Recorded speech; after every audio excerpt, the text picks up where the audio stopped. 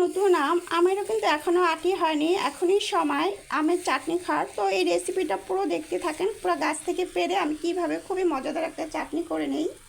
তো পুরো রেসিপিটা দেখতে থাকেন। পরিমাণে একদম তেল দিয়ে দিলাম, সাথে তেজপাতা আর শুকনো লঙ্কা, পাঁচফোড়ন। আমগুলো ধুয়ে ভালো করে পানি ঝরে দিয়ে দিলাম। কালারের জন্য 1 ফোঁটা হলুদের গুঁড়ো, পরিমাণ মতন লবণ, পরিমাণ মতন চিনি অ্যাড করে দিলাম। চিনির পানি এটা সিদ্ধ হয়ে যাবে, ততক্ষণ আমি মশলাটা করে নিই।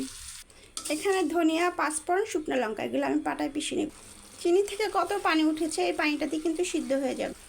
তো আমার এটা হয়ে গেছে, এখন সেই পাটায় মিশানো এটা দিয়ে দিলাম।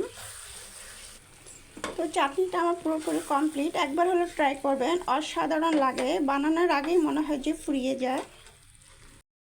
এটা ঢালার পরে দেখতেও কি দারুণ লাগতেছে, টেবিলে মনে হয় রাখার আগেই শেষ হয়ে যাবে।